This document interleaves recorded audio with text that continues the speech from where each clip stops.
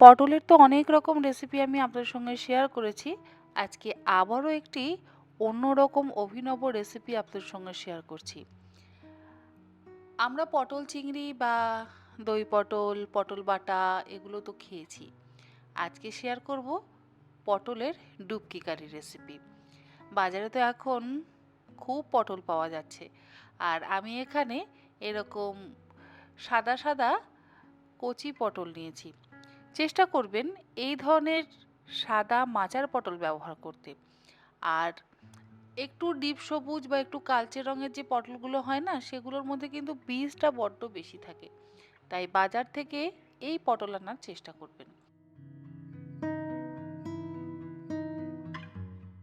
পটলের খোসা আমি ছাড়াচ্ছি না, পটলের গা আমি চেঁচে নিচ্ছি। তবে আপনারা চাইলে পটলের খোসা অবশ্যই ছাড়িয়ে নিতে পারেন। পটলগুলো চেঁচে নেওয়ার পর পটলের মুখ দুটোকে কেটে নিয়ে আমি 4 টুকরো করে কেটে নিচ্ছি। পটলগুলো 4 টুকরো করে কাটা হয়ে যাওয়ার পর আমি এগুলোকে গ্রাইন্ডিং জারের মধ্যে নিয়ে নেব। তারপর একদম মসৃণ করে বেটে নেব। আপনারা চাইলে আরও ছোট টুকরো করে পটলগুলোকে কেটে নিতে পারেন।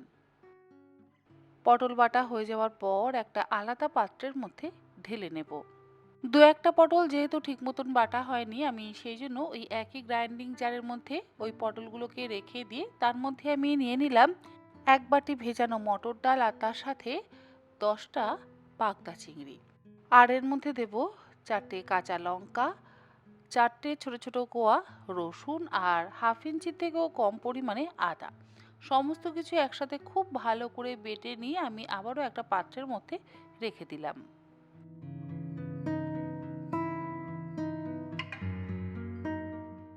এবারে আমি পেঁয়াজ, আদা, রসুন, কাঁচা লঙ্কাটা চপ করে নেব। আপনারা চাইলে বেটে নিয়েও রান্নাটা করতে পারেন, তবে যত ছোট করে কাটা হবে তত কিন্তু ভালো হবে। নিয়েছি আমি এখানে দুটো মিডিয়াম সাইজের পেঁয়াজ, তার সাথে 4 কোয়া রসুন, হাফ ইঞ্চি আদার টুকরো আর 4-5টা কাঁচা লঙ্কা একদম মিহি কুচি করে নিলাম। পেঁয়াজ, আদা, রসুনটা বাটার পর আলাদা রেখে দিলাম। আর পটল, ডাল এবং চিংড়ি বাটাটা আলাদা একটা বড় পাত্রের মধ্যে নিয়ে নিলাম। এবারে এর মধ্যে দিয়ে দিচ্ছি স্বাদ অনুসারে লবণ, হাফ চা চামচ পরিমাণে চিনি, হাফ চা চামচ পরিমাণে জিরে গুঁড়ো। খুব বেশি মশলা কিন্তু ব্যবহার করব না, খুব অল্প অল্প মশলা দিচ্ছি। তার সাথে দিচ্ছি 1/4 চা চামচ পরিমাণে শাহি গরম মশলার গুঁড়ো, 1/4 চা চামচ পরিমাণে দিয়ে দিলাম কাশ্মীরি লঙ্কার গুঁড়ো আর 1/4 চা চামচ পরিমাণে দিলাম হলুদ গুঁড়ো। এই সমস্ত কিছু দিয়ে আবারও ভালো করে মেখে নেব। মেখে এগুলোকে আলাদা করে সরিয়ে রাখবো।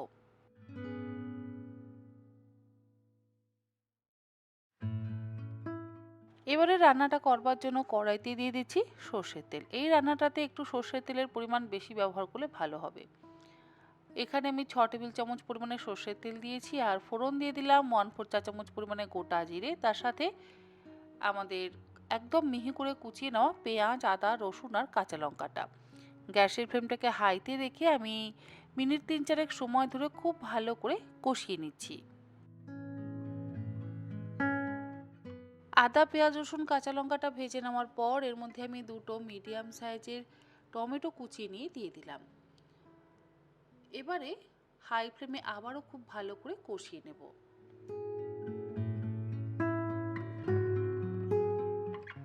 মিনিট 2-3 ভালো করে ভাজা হয়ে যাওয়ার পর একে একে বাকি গুঁড়ো মশলাগুলো দিয়ে দিচ্ছি। দিচ্ছি এর মধ্যে হাফ চা চামচ পরিমাণে হলুদ গুঁড়ো, তার সাথে 1.5 চা চামচ পরিমাণে জিরে গুঁড়ো। জিরে গুঁড়োটা এক্ষেত্রে একটু বেশি ব্যবহার করব, তাতে গন্ধ এবং স্বাদ দুটোই বেশি ভালো হবে। তার সাথে দিয়ে দিলাম 3 চা চামচ পরিমাণে কাশ্মীরি লঙ্কার গুঁড়ো, রঙের জন্য, ঝালের জন্য কিন্তু নয়। আর দিলাম স্বাদ অনুসারে লবণ। এই সমস্ত কিছু দিয়ে গ্যাসের ফ্লেমটাকে হাইতে রেখে আমি খুব ভালো করে কষিয়ে নেব, তবে অল্প একটু গরম জলও অ্যাড করলাম। এতে কি হবে, মশলা পুড়ে যাবে না, মশলার রং সুন্দর হবে, খেতে সুস্বাদু হবে। মশলাটা তো আমাদের খুব ভালোভাবে কষানো হয়ে গেছে, মশলা থেকে যথেষ্ট তেল রিলিজ করেছে। এবারে এর মধ্যে আমি ছোট টুকরো করে কেটে নেওয়া কয়েক টুকরো চিংড়ি মাছ দিয়ে দিলাম। আমি 5টা বড় সাইজের বাগদা চিংড়ি একটু ছোট ছোট টুকরো করে কেটে নিয়ে এর মধ্যে দিয়েছি। এতে কি হবে, স্বাদ এবং গন্ধ দুটোই ভীষণ ভালো হবে এবং যখন আমরা গ্রেভিটার সাথে মেখে খাবো সেই সময় মুখে অল্প অল্প ছোট ছোট চিংড়ির টুকরো পড়লে খেতে বেশি ভালো লাগবে। তবে যারা চিংড়ি খান না তারা অ্যাভয়েড করতে পারেন। চিংড়িটা দিয়ে ভালোভাবে কষানো হয়ে যাওয়ার পর এর মধ্যে আমি দিয়ে দিলাম ফ্যাটানো টক দই। 1/2 কাপ পরিমাণে টক দই অল্প একটু জলের মধ্যে নিয়ে খুব ভালো করে ফেটিয়ে নিয়ে সেই ফ্যাটানো টক দইটা দিয়ে দিলাম। অনেকের কিন্তু টক দই গ্রেভির মধ্যে দিলে কেটে যায় বা ফেটে যায়। আপনারা সেক্ষেত্রে 1/2 চা চামচ পরিমাণে রোস্টেড বেসন একটু টক দইয়ের মধ্যে মিশিয়ে নিয়ে তারপর ব্যবহার করবেন। দেখবেন গ্রেভির স্বাদ এবং গন্ধ দুটোই কিন্তু ভীষণ ভালো হবে আর টক দই কেটেও যাবে না। আমি এখানে অবশ্য বেসনের ব্যবহার করিনি, আপনারা চাইলে করতে পারেন। এবারে গ্যাসের ফ্লেমটাকে মিডিয়ামে রেখে মিনিট 5-7 সময় ধরে খুব ভালো করে কষিয়ে নেব। রান্নাটা একটু কষিয়ে কষিয়ে হবে, তাতে কি হবে, ওপরে সুন্দর একটু তেল ভাসবে আর খেতে অসম্ভব সুস্বাদু হবে। যতক্ষণ না আপনারা নিজেরা এই রান্নাটা করবেন ততক্ষণ কিন্তু বুঝতে পারবেন না এই পটলের ডুবকি কারির কেমন স্বাদ। মশলা আমাদের খুব ভালোভাবে কষানো হয়ে গেছে, মশলা থেকে তেল রিলিজ করে দিয়েছে। এবারে আমি এর মধ্যে দিয়ে দিলাম পরিমাণ মতন গরম জল। অবশ্যই গরম জলটাই ব্যবহার করবেন। জলটা দিয়ে হাই ফ্লেমে আমি একটু ফুটিয়ে নেব।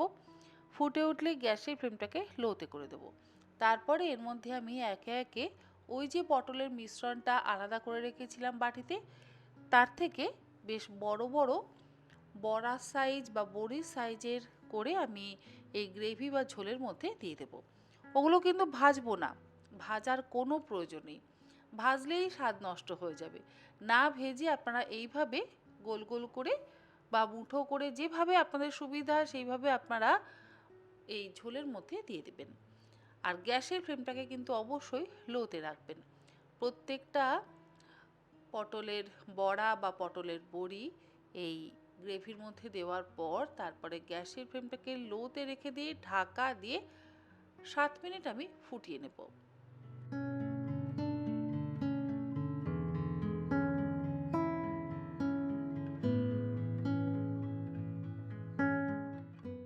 5 মিনিট আমি একটা সাইড ঢাকা দিয়ে ফুটিয়েছি।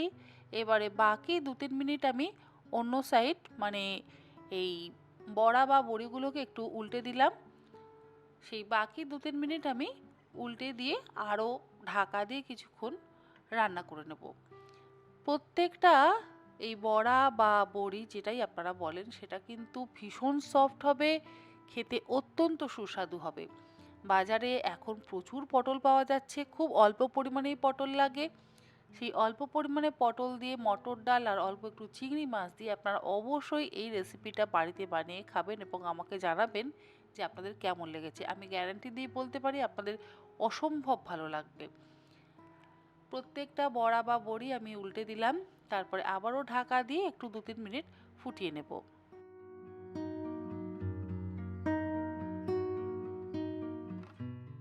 7-8 মিনিট ভালো করে ফুটিয়ে নেওয়ার পর এর মধ্যে দিয়ে দিলাম সামান্য পরিমাণে একটু শাহি গরম মশলার গুঁড়ো আর 1 চা চামচ পরিমাণে ঘি। ঘি আর গরম মশলার গুঁড়ো ছাড়া কিন্তু এই রান্নাটা অসম্পূর্ণ। তবে আরও দুটো জিনিস ছাড়া এই রান্নাটি অসম্পূর্ণ, সেটা হচ্ছে কাঁচা লঙ্কা আর সামান্য পরিমাণে একটু চিনি। 1/2 চা চামচ চিনি আমি দিয়ে দিলাম আর দিলাম 3টে চেরা কাঁচা লঙ্কা। ভালো করে একটু গ্রেভিটা ফুটিয়ে নিয়ে গ্যাসের ফ্লেমটাকে বন্ধ করে দিয়ে এটাকে আমি সার্ভ করব। গরম ভাতের সাথে তো ভালো লাগবেই, এছাড়া পোলাও ফ্রাইড রাইসের সাথেও ভালো লাগবে, এমনকি রুটি পরোটা লুচি সব কিছুর সাথেই এই পটলের ডুবকি কারি খেতে কিন্তু অসম্ভব ভালো লাগবে।